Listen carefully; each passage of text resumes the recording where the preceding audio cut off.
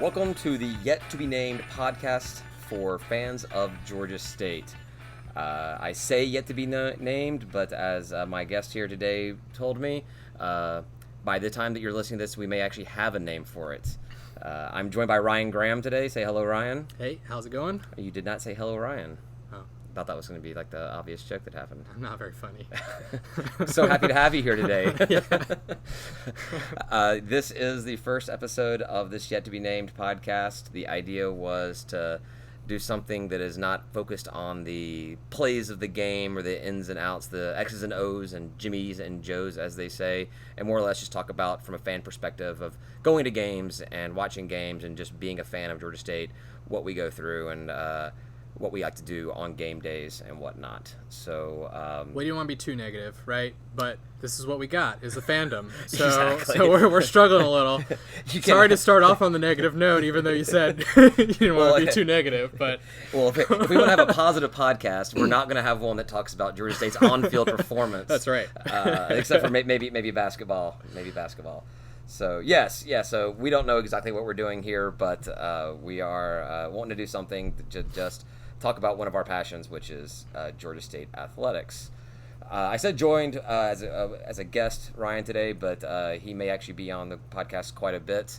I would like to have a rotating guest list of, not just one, but 2 or 3 guests each week that we do this and talk about our different experiences. And so it's always something new and different and not just me rambling on. Speaking of that, my name is David Brown. I am a frequent poster on Panther Talk. You know me on there as GSU DPB, and you may know me at tailgates as the guy that's there super early with a bucket hat, tailgating before anybody else really shows up. I got that from Ryan. Ryan used to be the one that was there early back in the Georgia Dome days before I could even get there. Georgia Dome days were rough. That was a couple of fold-out chairs, a cooler full of PBR, and a 12-pack of wings from Publix. And your goat cheese, if I remember correctly. I still bring the goat cheese. And the PBR. The PBR still happens too. Yeah, that's right. So some traditions die hard. And the wings actually happen a lot too. So yeah. Yeah, well, the wings are a staple of watching football for sure. So I just couldn't get over the fact that you were buying the cold wings and not getting the warm wings. Because they're too early. That's a good point. So they're yesterday's wings as well. They're yesterday's wings packaged up. There you go. Turns out they're that good. They weren't that great. They're still Publix wings. They're that good. Oh, what? Best wings in town. You're gonna put Publix wings best wings. $3 cafe. I don't know. Best wings. Taco Mac. Publix. My favorite was Benchwarmers up by my old house in Brookhaven. They have some of the best wings. I never went there, so. You went there. You actually had one of your meetings there. I ran into you there once. One of your libertarian meetings. I did. There you go. I did See? do that. So we're starting this whole thing off on a bed of lies. So as I said, we don't really have a name for the podcast as of yet. We've floated a few ideas back and forth. It's been tentatively titled the Georgia State Fan Podcast, but that is boring and too long of a Twitter handle. I think I'm vetoing that. I don't know if I get a choice, but I think I'm vetoing Sure, that. everybody gets one veto. I heard the blue and white. The blue and white was an idea I had. The blue and white was an idea I had for when they first announced us buying Turner Field and turning it and the area getting developed around there, which we'll get into later on, was I wanted to open up a dive bar. I don't know how you open up a brand new bar and make it a dive bar, but I wanted to open up a dive bar. If anyone can do it, you can do in it. Summerhill and call it the blue and white. And so that blue and white name has just stuck with me. And so when the podcast idea came up, that was one of the ideas that I came up with. Also, I registered a long time. There was somebody said it on the message board. This is not an original, but somebody had said on the message board, "State of Atlanta," trying to getting Georgia State to embrace the fact that we're in the ATL and whatnot. That really stuck with me, and I have a horrible tendency of buying domain names as soon as I hear something that I think sounds cool. So I 3 or 4 years ago bought the domain stateofatlanta.com, and I registered the Twitter handle at State of Atlanta.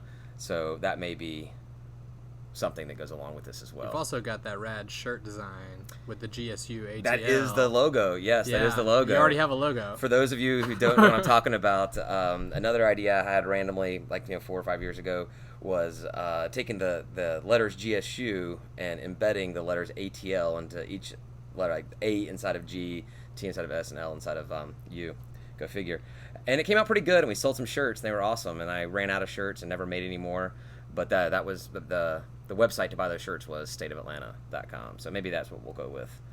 But I guess that's enough rambling and get us started here. One of the things that I wanted us to do with the podcast is talk about what's new for Georgia State. What's coming up. We did just start a new athletic season.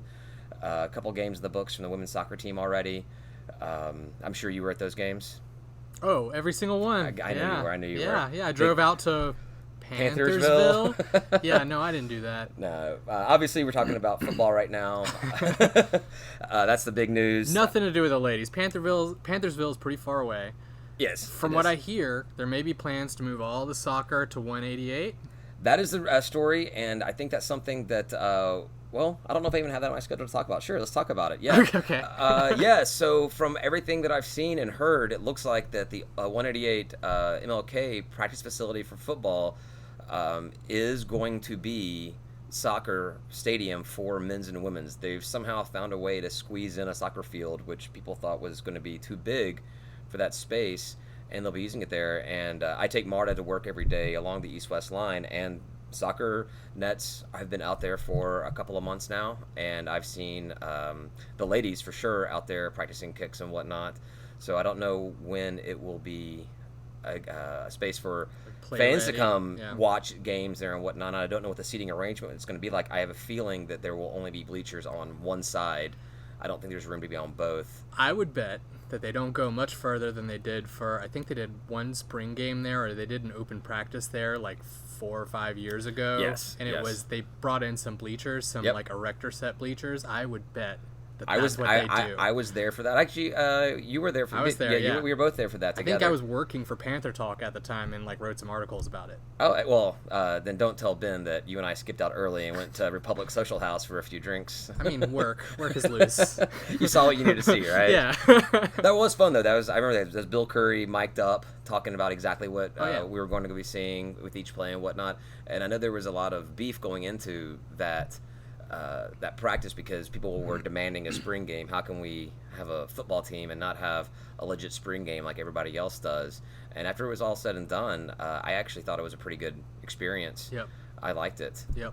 Me too. So that's good. That's good. But yeah, so football facility is going to be for men's and women's soccer, it looks like, which I think is great. Getting more sports closer to campus is a good thing for the university and for the city as a whole, and especially fans.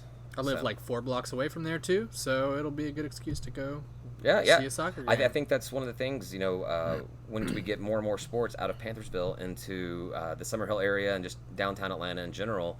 I've never been to a Georgia State baseball game, but I feel like once that baseball field's there, it'd be really easy to go to a game regularly. Yeah, but there's no like concrete plans around that at this point, right? Like they say they want to do it, but yeah, I think once the Convocation Center news came out or was leaked out, I guess Charlie said it in an actual radio interview. Public, but once that kind of came out, and obviously being a revenue-generating sport and the success that the basketball team has had, the Convocation Center has gotten all the attention at this point. But and for rightly so. Right, it's very exciting. Right. But again, I'm like 3 blocks from there, so. So are you going to renew your basketball tickets now then? I might buy a flex pass, the 10-game pass or whatever. Exactly. But I do think that baseball is firmly in the works. It's just money is prioritized towards the Convocation Center, and then once that's up and running, then baseball will happen over there. But as far as I understand, the land is allotted to be there for Georgia State baseball. So that'll be rad. That'll be great. So back to what we started with football here. The new season's coming up this Saturday. We got our first game on the road, first ever time we've opened on the road in our 10-year history.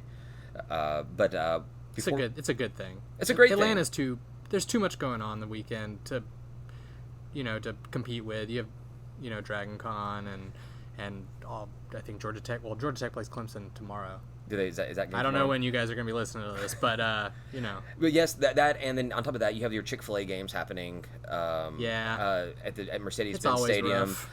Yeah, so you got those fans coming in. Dragon Con, like Ryan said, that's a huge one. We'll talk about that a little bit later on. And then it's a holiday weekend. Yeah. And it's a 3-day weekend going into everything, and people want to take advantage of that. So I was torn. I was disappointed to see us opening on the road, back when it was scheduled, however many years ago. But I am someone who likes Dragon Con, so I'm actually going to be able to spend my entire time at the hotels doing my Dragon Con experience. But I will make it out to watch the game with other Panther fans for a few hours. But got a little off track because I kind of want to talk about the game a little bit later on, but we kind of got started on it anyway. So I say I'm notorious for that. Oh, that's fine. That's fine. I say we're talking about let's keep it going on. So yeah.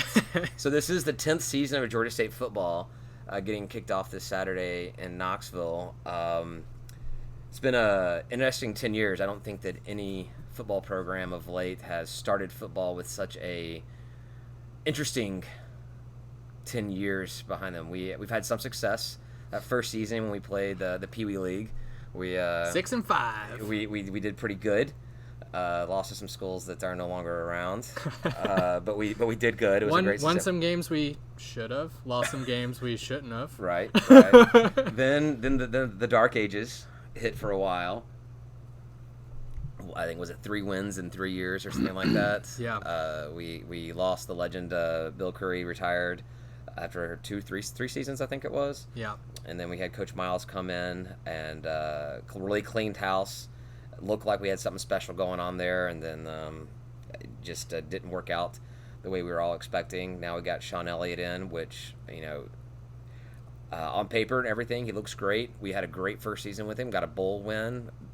Things are looking great, and as we all know, last season happened. So it's really anybody's guess on what we're going to see this season. Ton of turnover, right? Right. I mean, so that's part of the problem. I mean, that's part of the problem with trying to figure out how we're going to look this season is because we have no idea.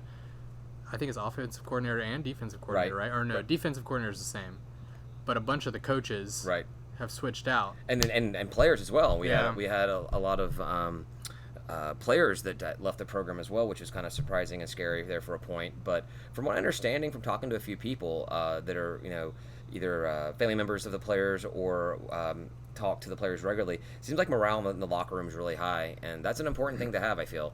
Yeah, that's good. If last season felt like somebody lost the locker room seemed a little bit crazy. I heard that after I think it was the Texas State loss. I think after losing to Texas State last year, that was one that really kind of killed the morale.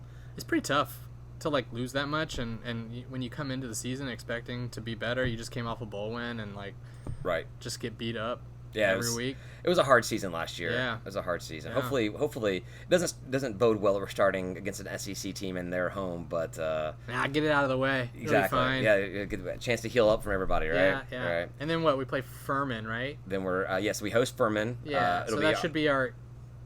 That's our gimme. That's our gimme win, right? I'm not saying it. Yeah. They're no Texas State. Oh, man, I don't know.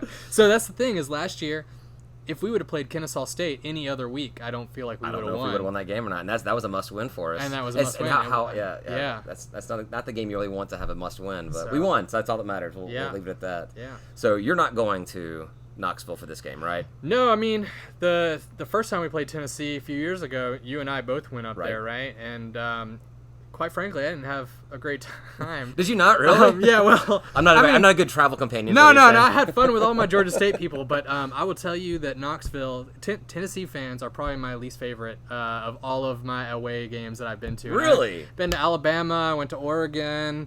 Where else did I go? I've been to a bunch of them, and Tennessee fan. I went to Clemson. Clemson was great. Alabama fans are we're glad you could really make that nice. Clemson game. That was great. You could actually finally join us there. Yeah, I was a little hungover, all right, to begin with.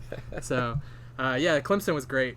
That's a nice little stadium. But Tennessee, I felt like there was more fans that were just kind of jerks. I mean, we had the good scenario where we were hanging out in front of a bar and the owner came out and was just like, "Hey, thanks for coming to Knoxville. Come on in." Well, were they jerks before, during, or after the game? Because all the above. Okay, because that was actually a game that I'm not sure if we led, but we were very competitive in the first half. I want to say because I vividly remember sitting in my seats, you walking up, looking at me with that shrugged shoulders, hands out, what the hell is going on here? Yeah. And I just had to give you that whole I got nothing. If you look through history, right, these games we typically do well in the first half-ish. Right. And then it falls apart. But that's typical of schools in our position because we just don't have depth. Right. We have good starters. Like the starters are all fine, but as soon as you start rotating out offensive line and defensive line and stuff like that, you start getting to the second and third strings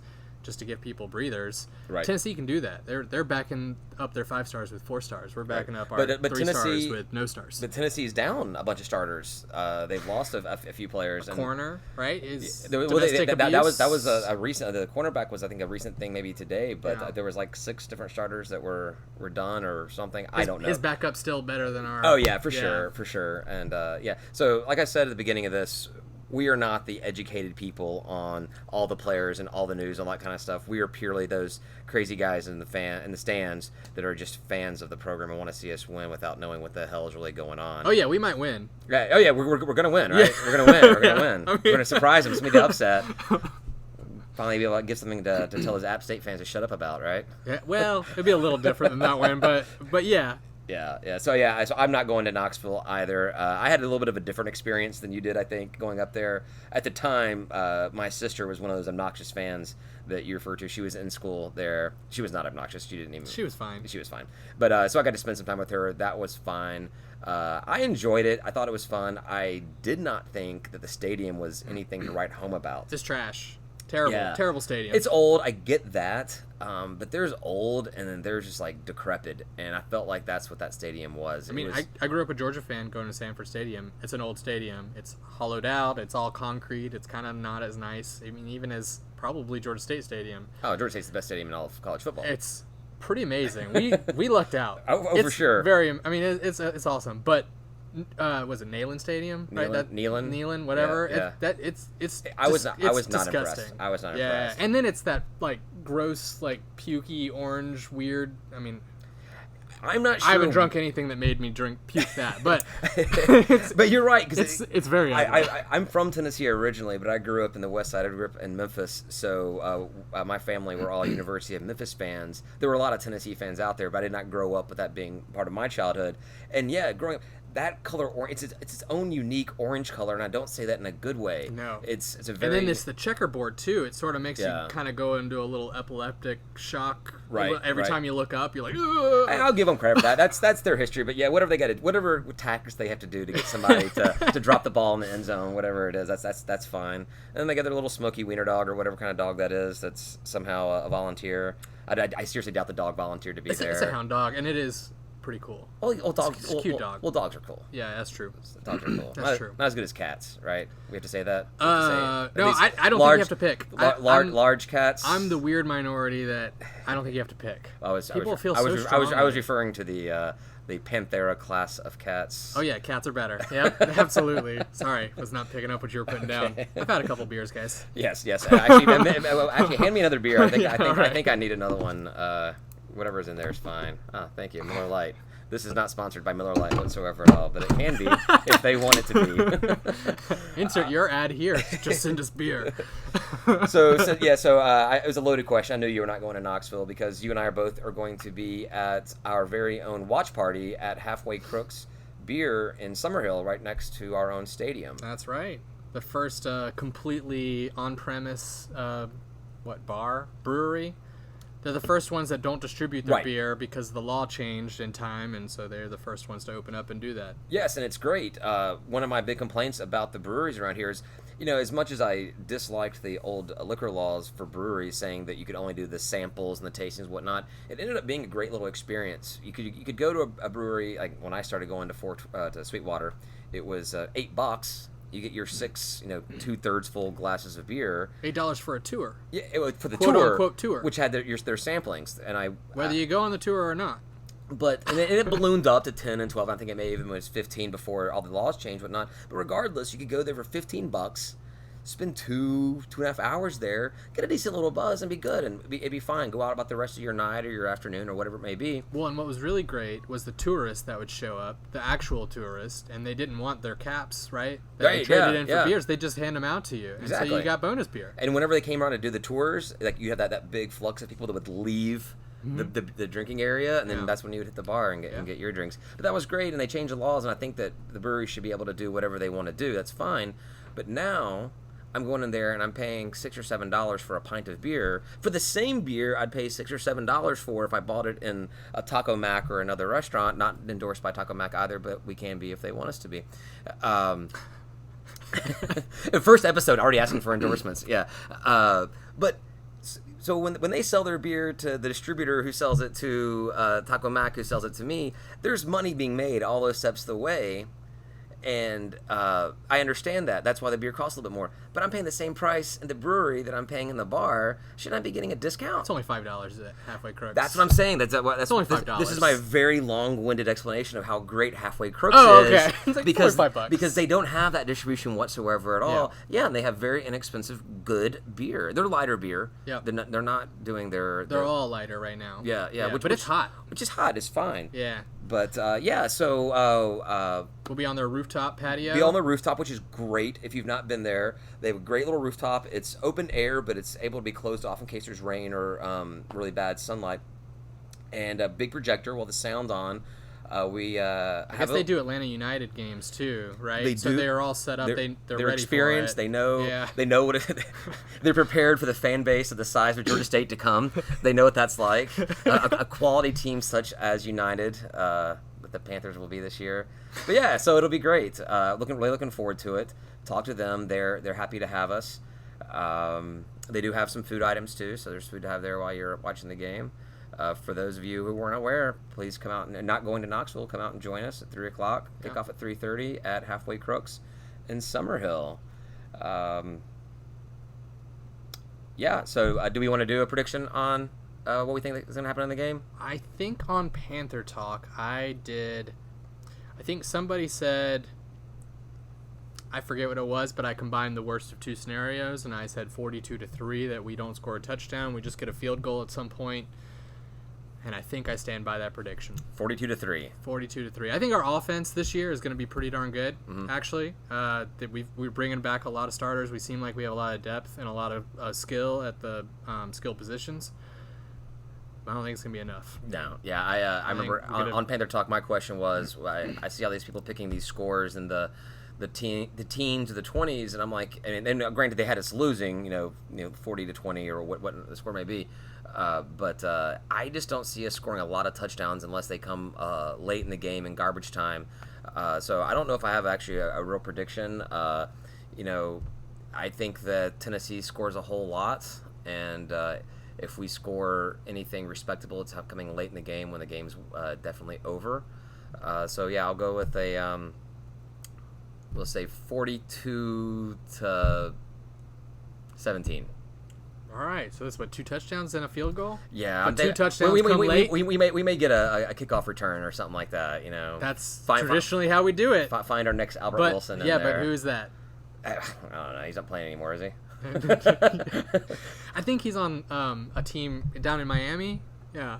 Pretty sure. Some fish team or something like that. Pretty sure he's on my fantasy team this year. Did you actually draft him, or did you? I drafted him second or third to last. I was pretty pissed because I think I picked him, and then somebody picked up Will Lutz. And I know that you have a rule against picking people from a certain team to the west of us. Well, the guy's dead to me, so yeah. Nah, come on. They can lose all their games, but as long as he makes all his kicks, that's fine. Yeah, but he can't be making any more game-winning kicks. That's there will be no game-winning kicks. For any chance whatsoever at all that Will ends up listening to this podcast, or anybody who knows him listens to it, I wish he have a long, luxurious career in the NFL, and that as long as he's in a Saints uniform, that team loses every single game. But on to the next subject. So I think we skipped what I was wanting to start off with, which was what our tailgating is going to be like at Georgia State Stadium this season, which I guess it's good that we skipped it because we're not tailgating this first week. We're away.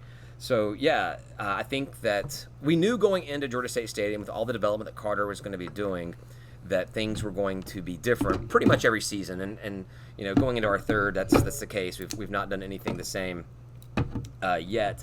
I do like what Georgia State has decided to do this season.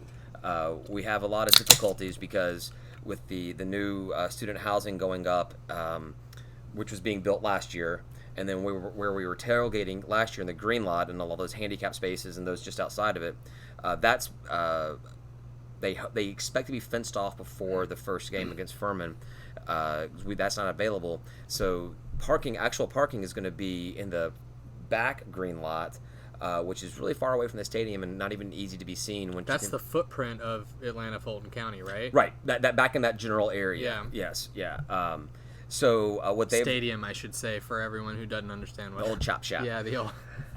So what they've done with this is they decided to bring everybody in. We have that Victory Plaza. I forget what the Braves called it. It wasn't called. It's called something else. I don't know. But Victory Plaza, which is we that. still have the Hank Aaron statue's still there, right? Where the Hank Aaron statue but is. no other. There's all the other pedestals are there, All but gone. there's nothing there. Yeah, we just were like, Hank Aaron's ours. Exactly. He's the best football player we've ever had. Could have been. So that area out there, outside of ticketing and that just big like bricked space out there, Georgia State is going to set up tents for a number of fans out there, and they're it's like 70 to 80 of them, right? Yeah, it's close to 100, I believe. Cool. Yeah, and it's a combination of fans.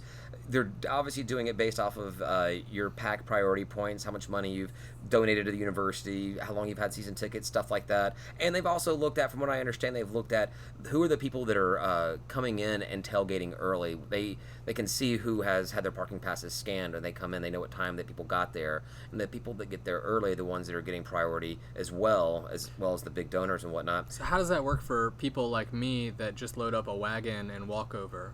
I mean, I think it's no different for you whatsoever. So how do they know if I'm there early?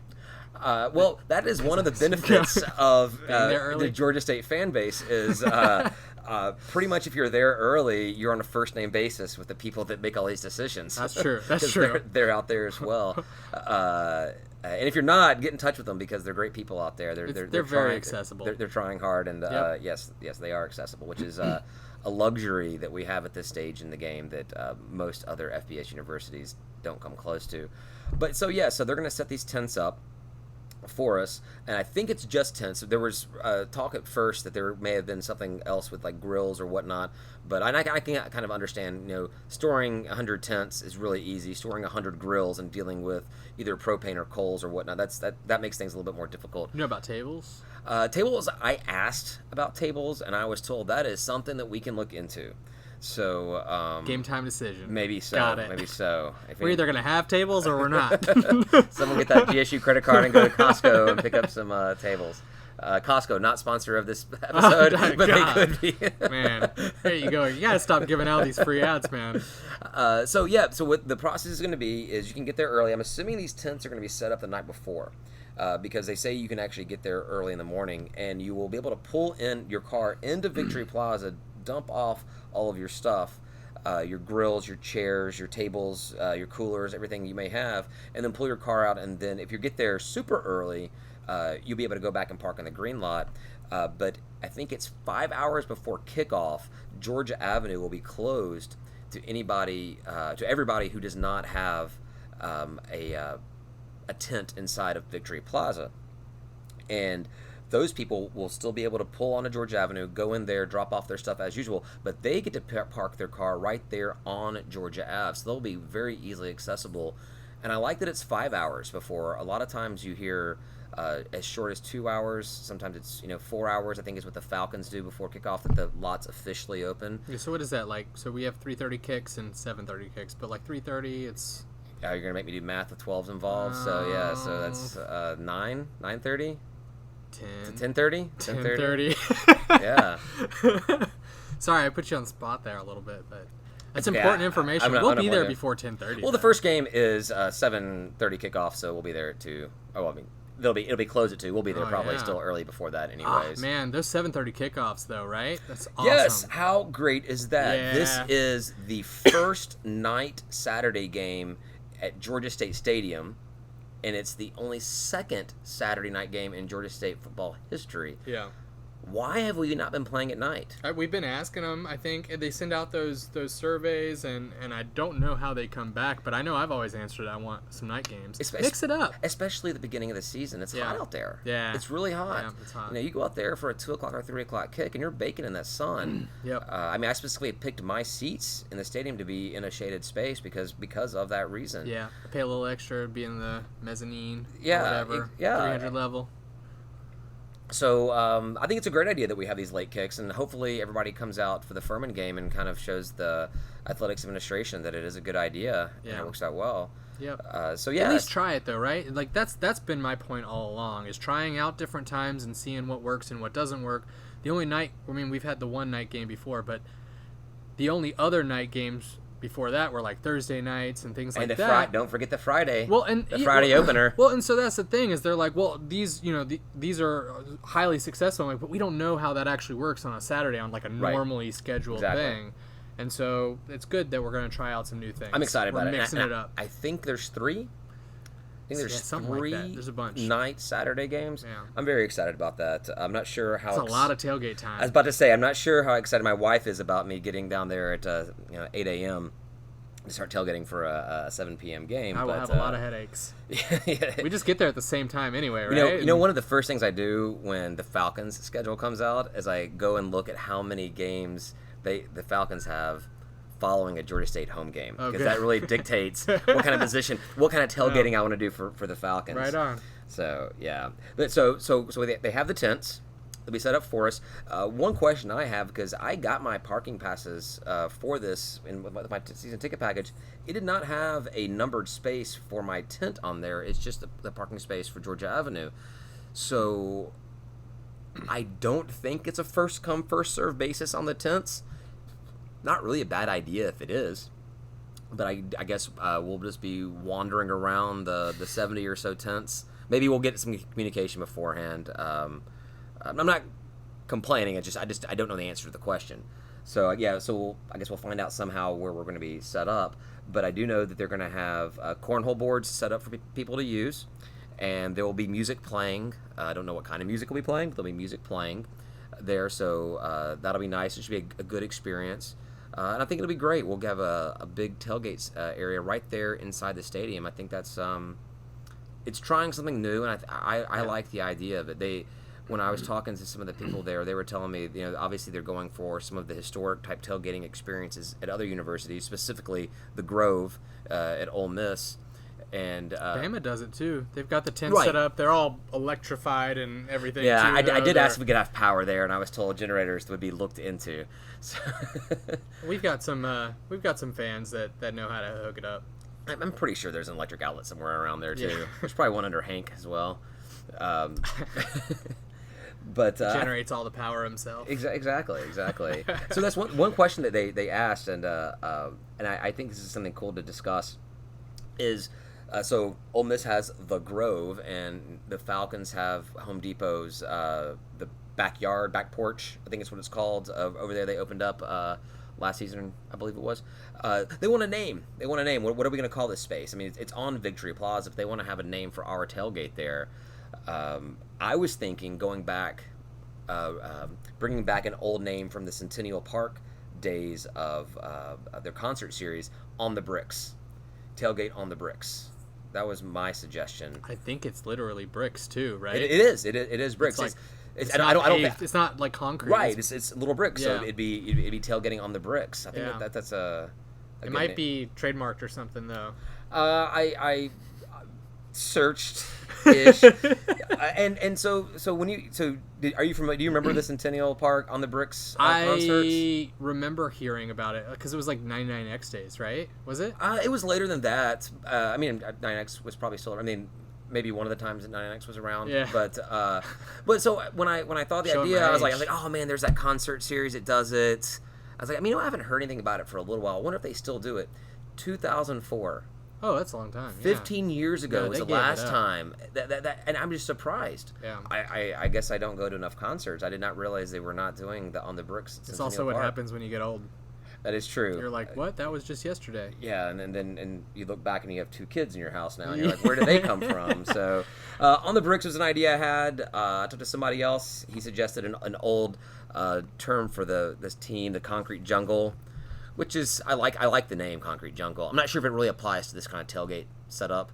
No. But I like the name. I think that we need to use that in some... Especially given that it's concrete. Right. I mean, that it's not concrete. Right. That it's bricks. Yes. So that's I like the name. We need to use that somewhere. Yeah. Concrete Jungle, even if it's just T-shirts or something like that. Or the stadium, you know? I mean... Yeah, exactly. We got to rename the field. Well, whenever that money dries up. At some point.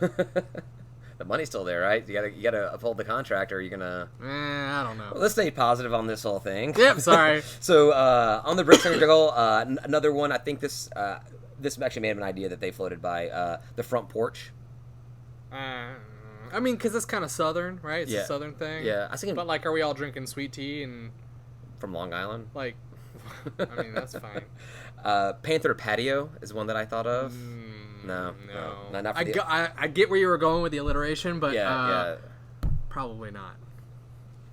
Patio? Like P-A-W? No, okay, no, that's too much. No. I mean, like, frankly, I'm embarrassed that I'm on this podcast with you and you said that out loud. hey, if we can have Thursdays. Yeah. So no, we shouldn't do that either. So there's days or whatever.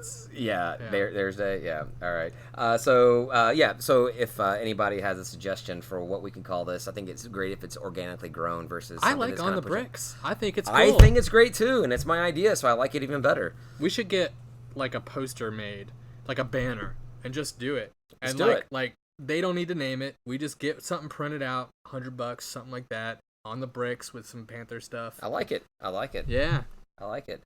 All right, so you heard it. It's officially called On the Bricks now. So according to this first ever podcast. We did not name the podcast yet, though, just so everybody's clear. So we There's can no do name for the podcast, but we named... Should we name the podcast On the Bricks as well? No, probably not. This one could be Concrete Jungle. We're surrounded by concrete We are right in my now. basement on concrete right now. So, yeah.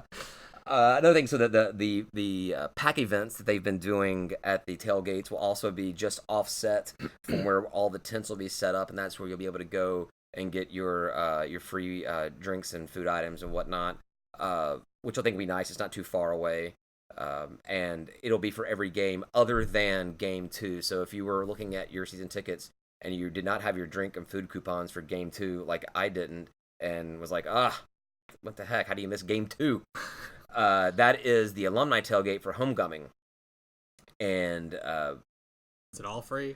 No, it's for purchase. It's the homecoming. Yeah. So I think it's $25, but it's free food. Food I and drinks. I think there's like a food item, and then you get all you can drink. Yeah. Something like that, beer, it's worth wine. It. It's totally worth. It's a cool thing. It's absolutely worth it. Yeah, but that'll be in the same space. The pack event Jim and Nick's barbecue. Jim and Nick's. Is it Jim and Nick's?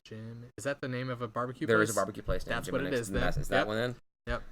Excellent. Yeah, and Jim and Nick's has worked with us in the past. They've been one of our food providers for these events. So I think that'll be great. We'll talk about more about that when it comes up. I was gonna say, like, one of the best events they did last year was in Victory Plaza. I think it was for homecoming. They did like the pack event moved from that little tent and they moved it into Victory Plaza, and they did all kinds of games, and they had cornhole, and they had all kinds of things going on. You know what it reminded me of? It reminded me of outside of the stadium in Orlando for our first bowl game. Oh yeah, that was good. They had that whole street closed off, and people were selling. That was a lot of fun. Yeah, that was good. There were a lot of giveaways and stuff. And that's what that reminded me. It was just everybody kind of in there together socializing. So it's good to see things being tried out, and it sounds like it'll be good. I'm looking forward to it. The key here is come tailgate. Right? Don't just show up at game time and then like expect to have the best time in the world. Like, come out, enjoy the fans. Have a blast. Come have a beer with us. Absolutely. Because come one, come all. I would tell you which tent we'd be in, but we don't know yet. Yeah, we'll raise our hands to whoever. I mean, we'll have the big sign that says On the Bricks. That's right. David wears a bucket hat. Yes, I do have a bucket hat. So there's a bucket hat. Sometimes there's a fedora around. Yes. Yeah. So come out to the tailgate. So there are still some questions we have about this whole thing, which I guess we'll find out in the coming days, if not once we get there.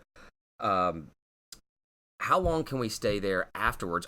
Or can we stay there after the game? They have said that they want us to pack up our stuff and put it back in our cars before going into the game, which it's all fine. I mean, it makes sense. Security, I don't know if you can actually, even if you had a lot of security there, I'm not sure if you could have enough people to really justify and say, oh, this person doesn't belong to this tent, or how you're gonna do something like that. So I kind of get that, but I feel like a lot of people are probably just gonna leave a lot of their stuff there and pick it up on the way out. Are they gonna heavily enforce that? I don't know. We'll see.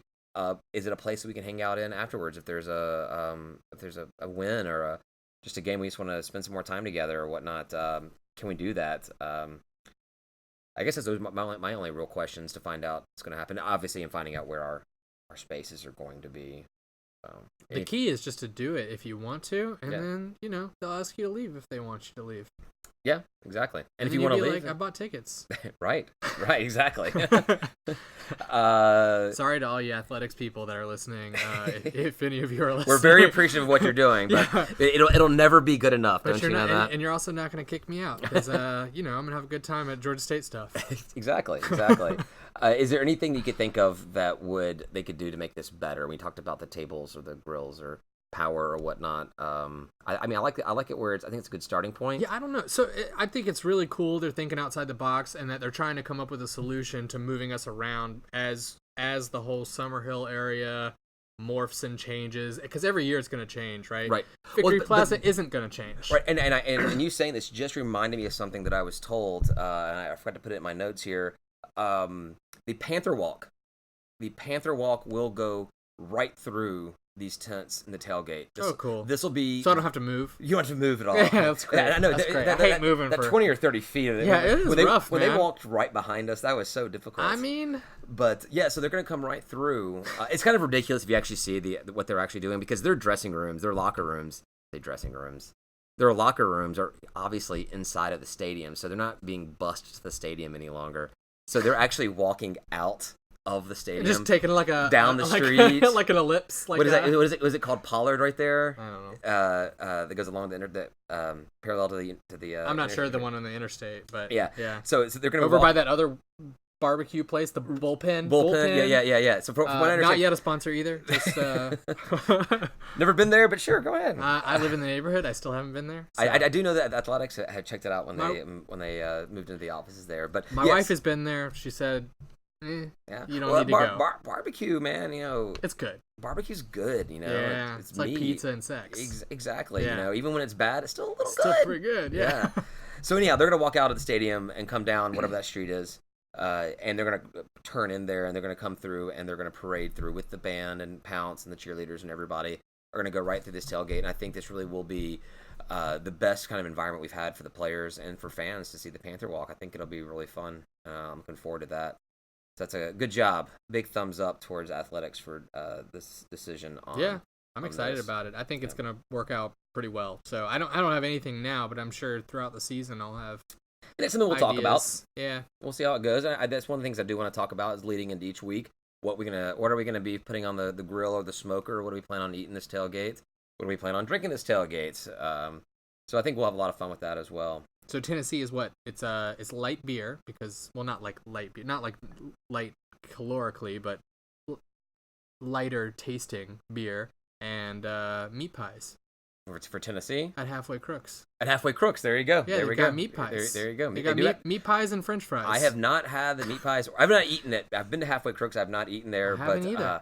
But I've seen the food and it looks good. They have good. seasoned fries. Looks like heavy. And it's basically all $5. Yeah, everything on the menu is about $5. Yeah, exactly. And there's plenty of options if you want to get a full meal before the game. There's some other options around there. We'll talk about that as well.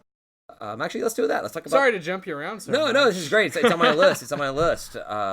Summerhill. Wow. Yeah. Wow. What an awesome place this is. I mean, they have so much going on over there now. So much has opened up. I think it's going to be a brand new experience. Obviously, it's a brand new experience for everybody.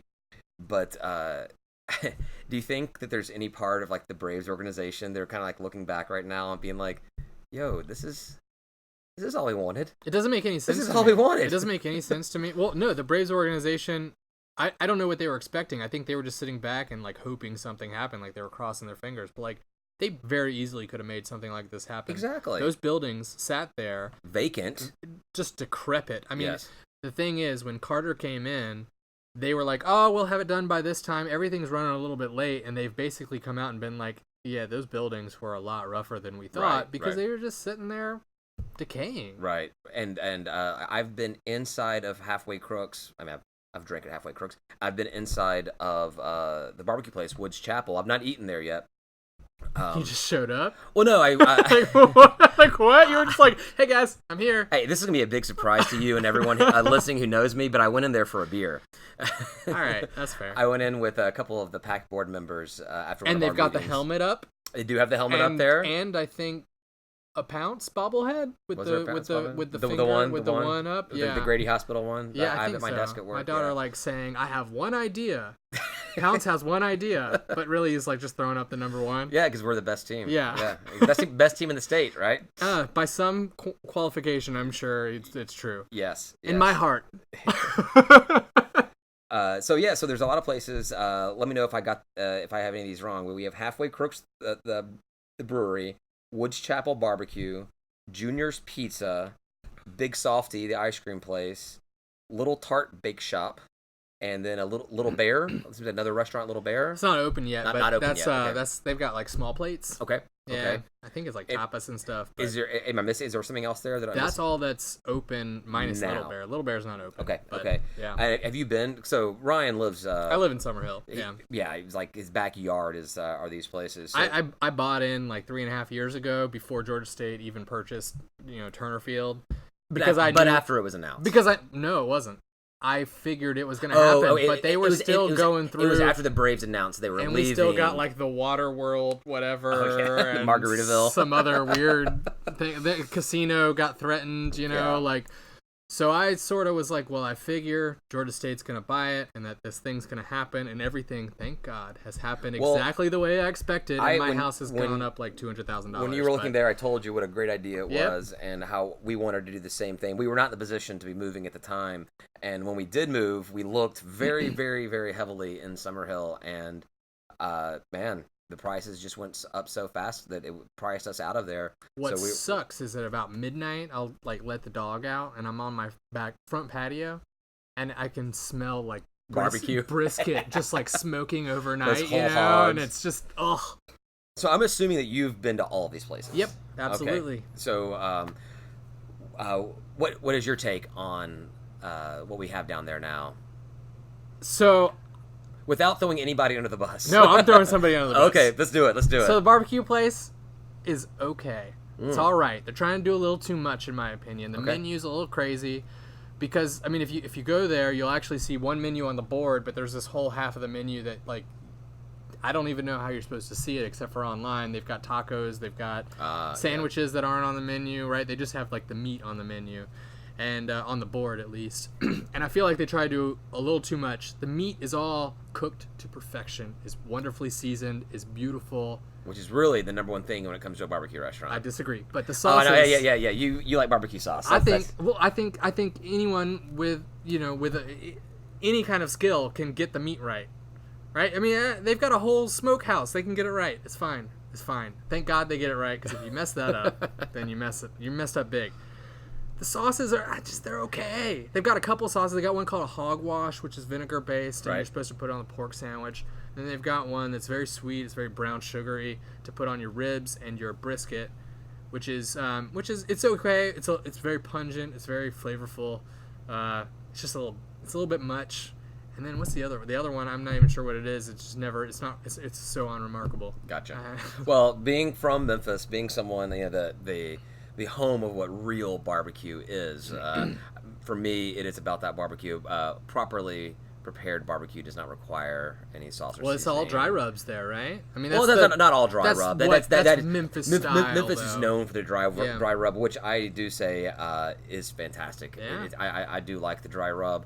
There's nothing wrong with a big sloppy sticky rib, but maybe it's just the uniqueness out of it. I do like the dry rub, so I'm a fan. I have not. I was there while people were eating, and it did smell great, and it looked great, but I did not try anything yet. They've got these like pork belly fried rice though. That's pretty delicious. Yeah, I saw. I was looking at their menu. They had a couple of side items, and their sides all had meat. So I can get a plate of meat and then two sides that have more meat in them. This sounds like exactly what I need in my life. Yeah, but you're not going to get away like we have a family of 3, a 3-year-old, so she gets a kid's meal, and then me and my partner, and we don't get out of there for less than $50. Yeah, I did notice pretty pricey. The price, because I work from home a couple days a week, and I was being so close, I was like, I'm just gonna run over there and grab and I can afford $28 or $25 for lunch, but it's not really what I want to do on a regular basis. I think their pulled pork plate was like $17.50 with sides and everything, and I'm like,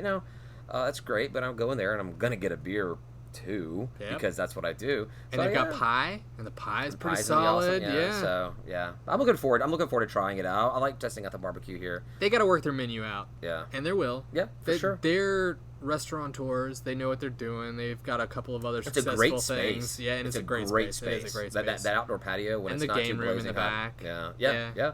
Have you been to Junior's Pizza? I have been to Junior's Pizza, and give a thumbs up on that one.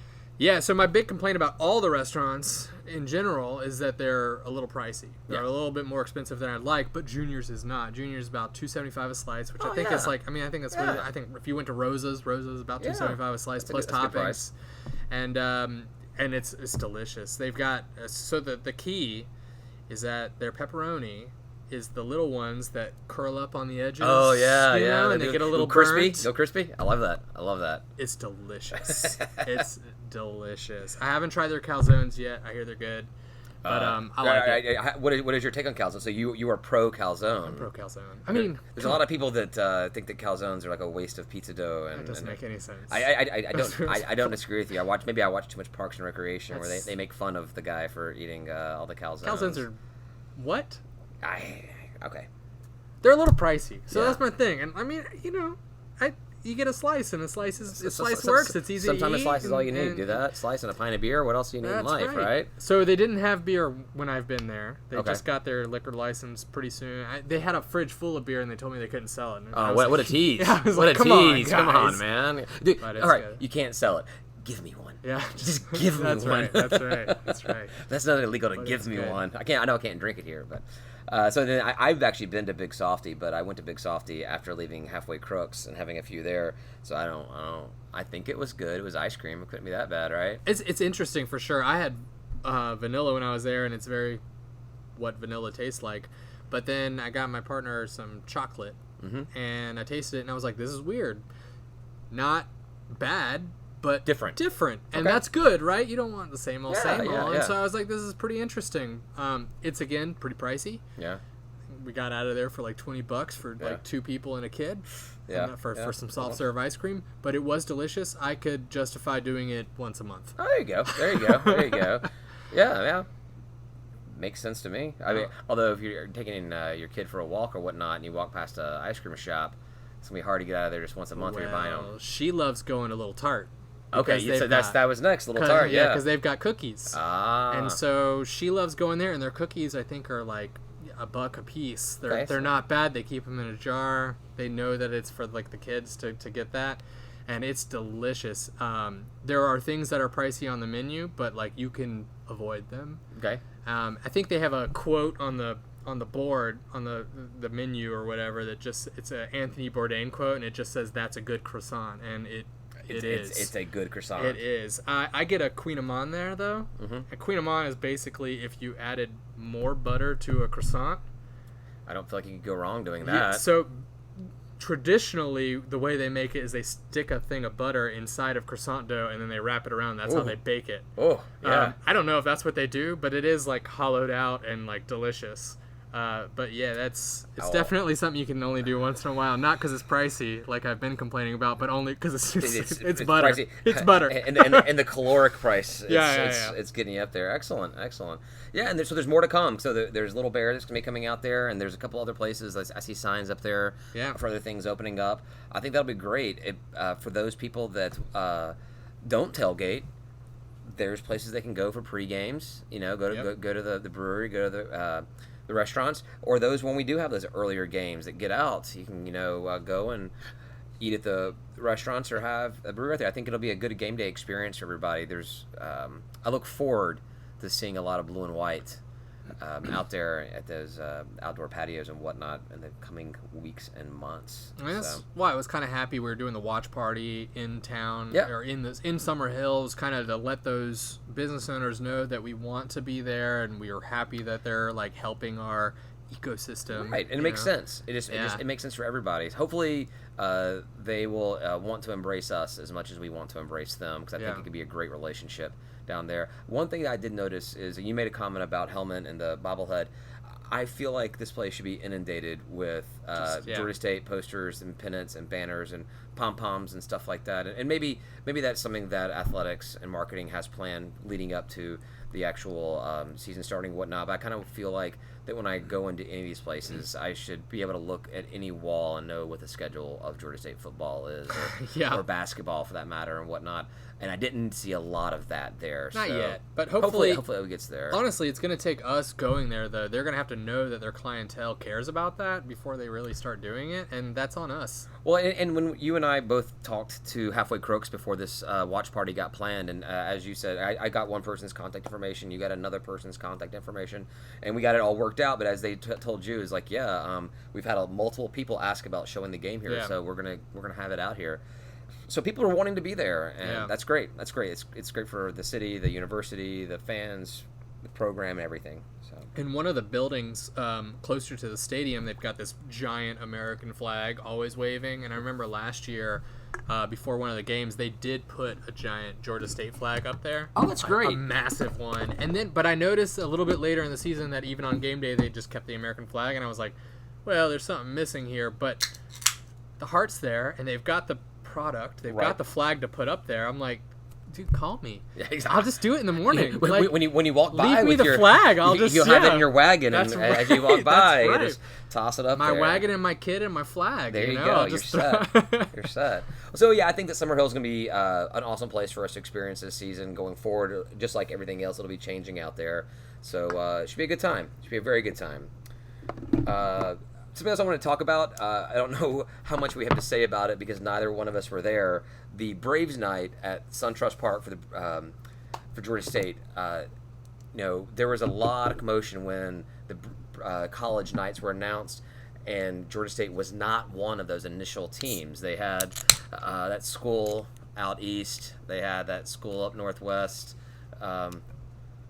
The 316 school and the 75 school. Okay. Yeah, and but Georgia State was not listed in there at all. And I don't know if they're bitter about how great our stadium is or whatnot. But so there was a lot of Twitter stuff going on. And I was actually pretty impressed. There were a lot of people that were really harping on them for it, not just the diehard fans from message boards and whatnot. And so we got a Georgia State night. Is that other school featured at all? They got added as well. Okay. Later on. So. You threw me off track because that's just like PTSD and whatnot. But so they did have Georgia State night. I could not make it. My wife was out of town, so I was having to be a good father for once and take care of my kids. So I wasn't able to make it out there. But I did buy a ticket, and I did make sure it got scanned by somebody, and someone picked up my co-branded hat. I'm very excited about getting. I've not gotten it yet. But talking to people and reading the message board, it looks like this was one of those very rare but very awesome Georgia State successes. Yeah, well executed. Yeah, it seems like it was very, very evident that there were a lot of Georgia State alum and fans there. Football team out there doing their thing. Coach Elliott out there getting on the big screen during the game. I wish I was there. I wish I could have made it. But I've still not been to SunTrust. It's a good stadium. Yeah? Yeah. There are things about it better than Georgia State Stadium, and there are things that I'm saying Georgia State Stadium because I don't like calling it Turner Field. It's not Turner Field. But what I'm referring to is what Turner Field was. Yeah. There are things about SunTrust that are better than Turner Field. What Turner Field was, there are things better about Turner Field than what SunTrust have. We maybe can go into that in full detail on another podcast or whatnot. But as much as I dislike the Braves leaving the city proper of Atlanta, it worked out so well for Georgia State that I can't be too upset about it. So this has been perfect for us. Fantastic. But yeah, so it sounds like everyone had a great time out there, and I hope this becomes a regular thing.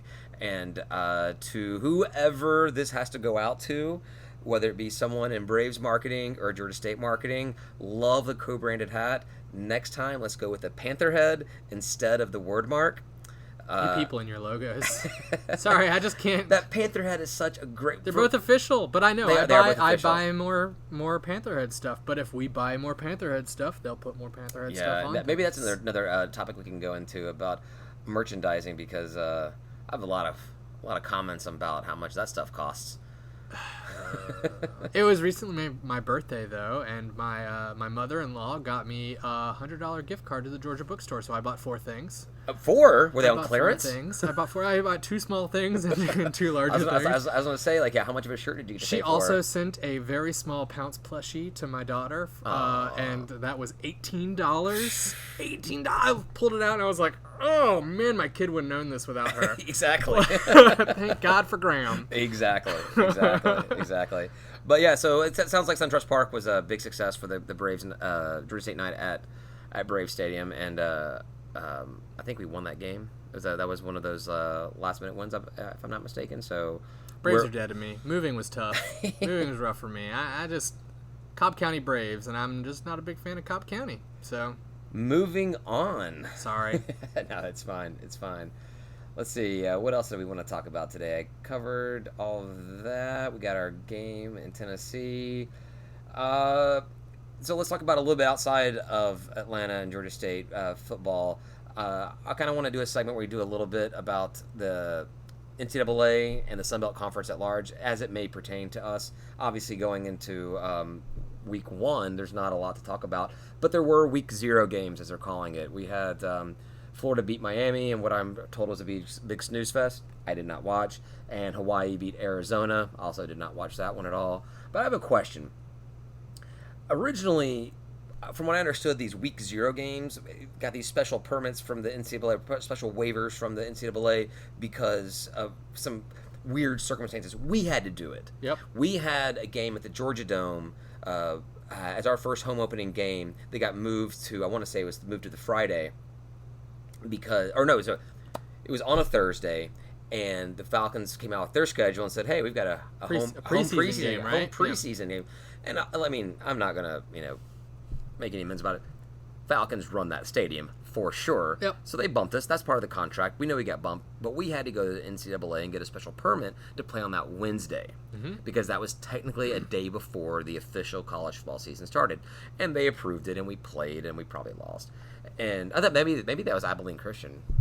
I don't know. We might have gotten an ESPNU for it, though. Yeah. Because we were the only game in town. Only game in town, yeah. Probably some FCS games or whatnot. But, that was a special circumstance, and I get it. And then I know they had a game a year or 2 ago that was in Australia. So, yes, there's a lot of travel aspects. So we'll get that one out of the way early. And I think that was Hawaii playing. And then even Hawaii having games out there, getting a team to travel out there.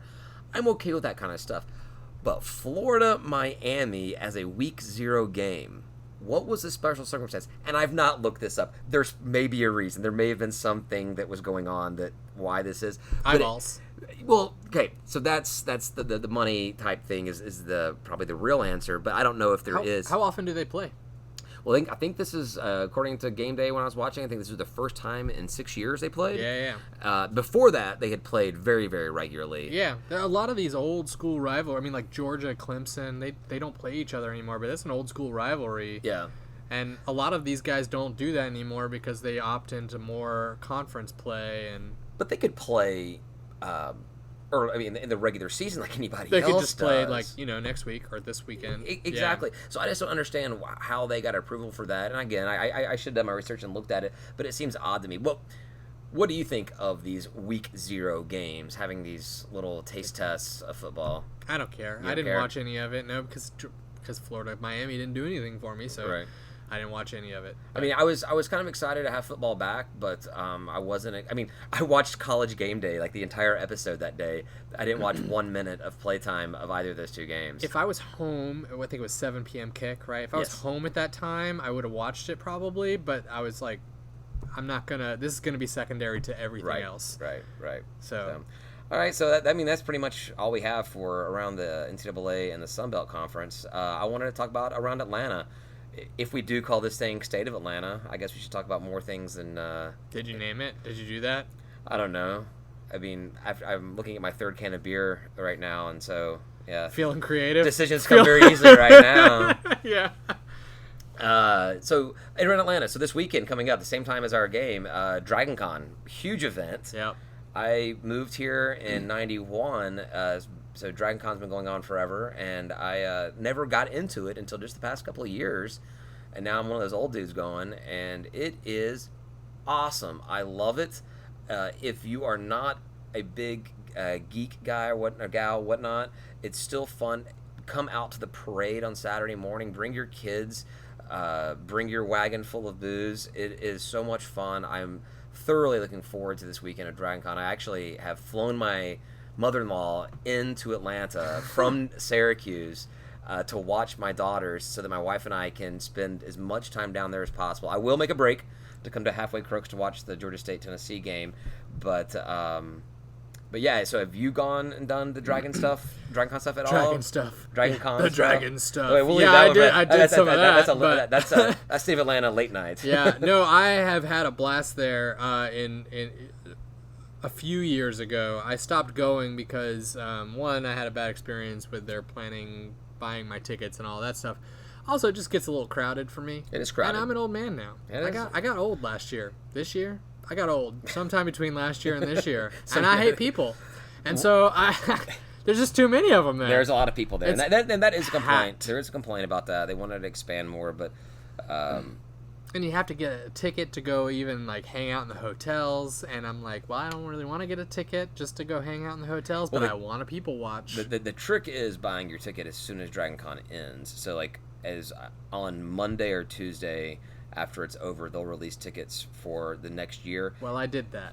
And that was my big problem with them. They non-transferable, non-refundable, yes. And then something came up, and I had already paid. Yeah.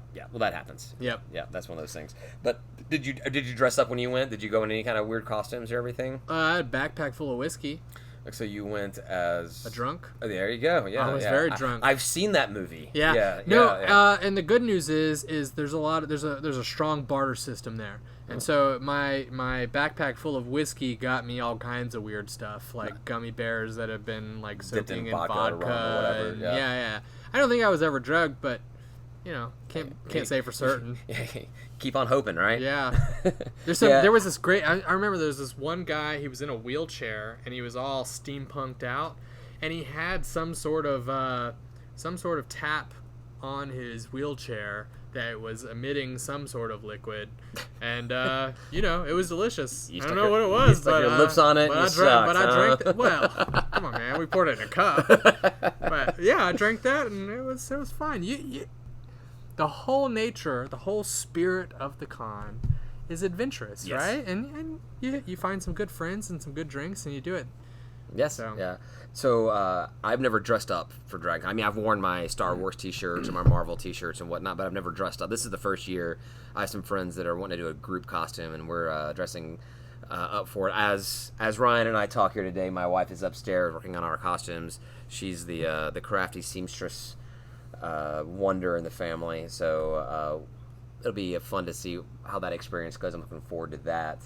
But I do have, I don't know why, but there was one year that Georgia State had co-branded, I don't know co-branded, but Star Wars Georgia State attire, shirts and whatnot. And I bought a Georgia State Darth Vader shirt at the bookstore. This is probably 5 years ago. What?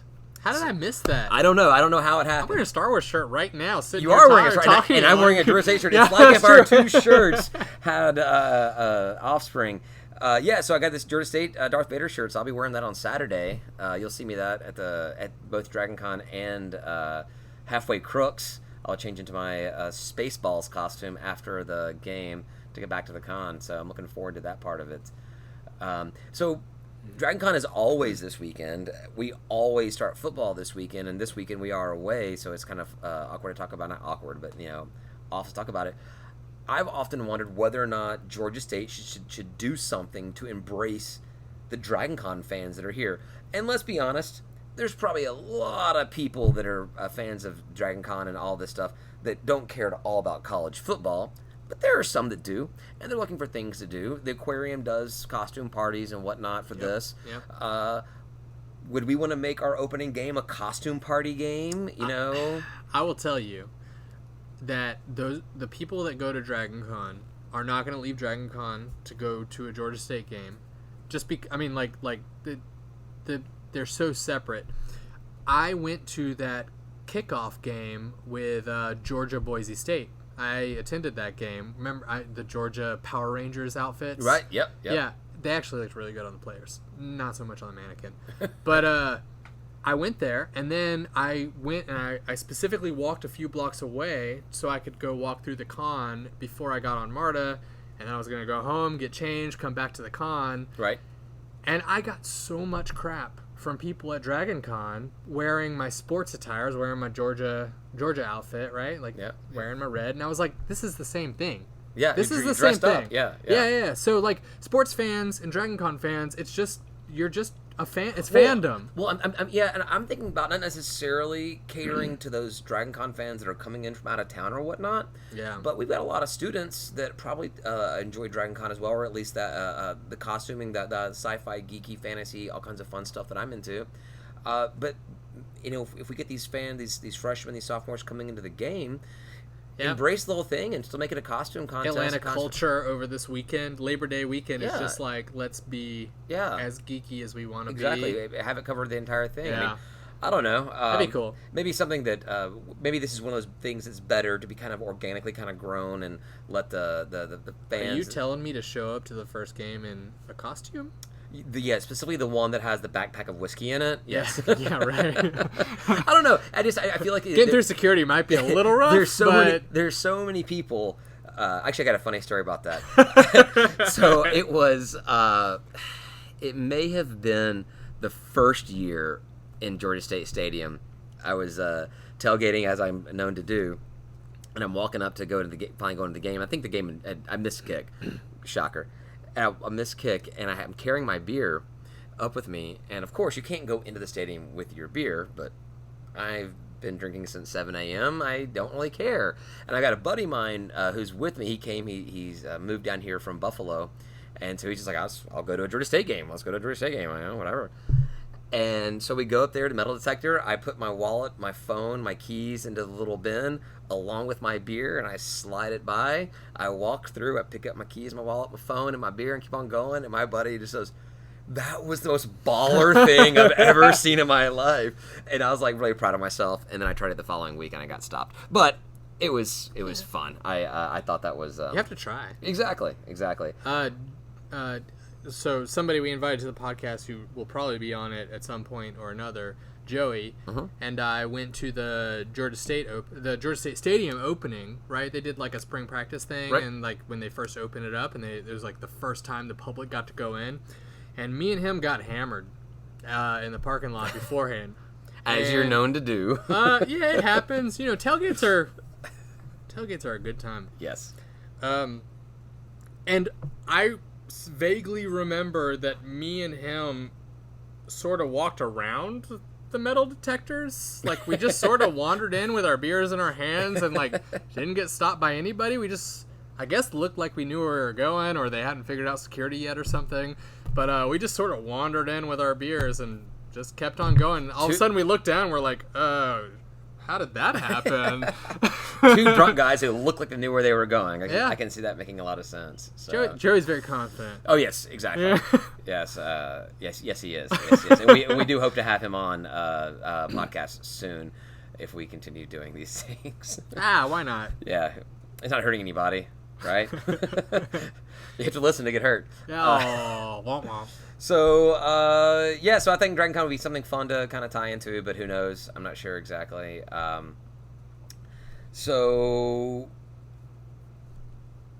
the only thing I've got is looking at, what other games. I do want to include all the sports when we do this. Obviously, football and basketball are going to take a lion's share of the attention, but I do want to acknowledge other sports. With the season, the athletic season that has started, women's soccer has played a couple of games. Didn't go too well. Has men's soccer not? Not yet. Okay. The women's games didn't go so hot for us, but the men's have a couple of games coming up this Thursday and then on Monday. Women's have Thursday and Saturday. And volleyball has an invitational that's going to be going on Saturday, unfortunately, on the same day as the Tennessee game, and actually playing during the Tennessee game. That's beach volleyball, though. No, this is the indoor volleyball. Okay. I believe. So why do we call it beach volleyball? I think of Sand. it. I know, but I think of it as beach volleyball for somewhere in the back of my brain. I remember someone saying it's not beach volleyball, it's sand volleyball. Like it was being demeaning to call it beach volleyball. But now everywhere I go, I see beach volleyball, and I feel like I don't know. That person has problems. Well, there's a lot of people with problems. Yeah, beach volleyball, man. So. That facility is really cool, though. It's sort of like nestled between the MARTA tracks and the sports arena, and it's pretty cool. I'm surprised they don't lose more sand to the wind. Well, it's kind of locked in, though. I mean, they got pretty good little walls around them. Feels like a wind tunnel. Oh, I've not been out there. I mean, I've seen it, but I've not been out to it. It was on my jogging path for a little while, okay. and I'd always look over, and it just feels like, bad positioning, but it's really cool. It's really cool positioning. Yes, yeah. And the beach volleyball team has been good since this. I mean, they've only been around for a few years now, but I say a few years. It's probably been like 7 or 8. But they've been doing really well for the. I don't know, right? So there's, and I hate to be negative, right? We want to not be negative, but they say we're like top 25, but there's like 12 teams. Well, I heard that we're top 10 and there's 12 teams. but we've been good. I mean, we've been competing, but the thing we have been competing for sure. But the interesting thing about it is I was like looking at the schedules of the past couple of years, wanting to go to a game to check it out. Yeah. And they have a very odd schedule. They don't play like the other teams do, where you have a big home and away schedule. It's all these invitational minor tournaments. And so we host like maybe 2 a season, and then we're playing away the entire time. So I think it, and there are always awkward timing when like this one's happening during. Oh, this is actually not regular. This is regular volleyball, not beach volleyball. I don't know when beach volleyball gets started up. I can look at that. But when I did look at the games, it was a tournament on a Tuesday, Wednesday, Thursday, or something like that. So hard to do for someone that works, especially with kids and everything. But I think that'd be, since we have so few opportunities, it would be great if we actually could find a chance to get a group out to actually cheer on the beach team. That would be cool. It'd be cool. Like I said, it's a cool facility. Yeah. It's worth going out to and like checking it out and making sure that it's not something that you'd be super psyched about. So and so all the other sports will get started here, and obviously football is going to start it up on Saturday. All right, is there anything else that you would want to talk about tonight? I don't know anything. No, I think we covered a lot of bases. We probably covered a lot more than we wanted to, or needed to, for that matter. We're at an hour and 15. Hour 15, yeah. Should we edit this down or just push it out? Push it out raw. See how many people actually make it to the end. Yeah. Well, they can hear me get drunk because I wasn't at the beginning of this, and now you are. I'm now 4 beers in. That's the way. Maybe that's how we measure the podcast somehow, is the number of beer consumed. I don't know if I talk more, or louder, or not. Right? Or just the slurred words come in and everything kind of runs together. Maybe it just gets better. Who knows? Well, let us know. Yeah. Let us know. Or don't. Actually, that's me. Thank you for listening to our first ever podcast. We hope this will become something that we do regularly. I want to do it every week. At least every week during the football and basketball season, maybe monthly in the off season. We'll talk about whatever news is coming up. I hope to see everybody that's staying in town for football at Halfway Crooks. For those of you guys traveling up to Knoxville, have a safe travel, have a good time, and come back with some healthy players. I was going to say W, but... A W. Yeah. Let's do it. Remember I said 42-3 at the beginning. Drunk Ryan says, come back with the win. I like it. Maybe we should start this with Drunk Ryan. Yeah, probably. So please, if you did listen all the way to this point, please let us know what you liked, what you didn't like, or if you want us to talk about something else, or let us know where we went horribly wrong. If we need to rename the podcast. Yeah, exactly. Let us know if whatever decision we came up with is off. You can find me on Twitter at David P. Brown, and you can find Ryan at Graham4GA. The number 4. The number 4. Yeah. Yes. I do politics stuff too, so...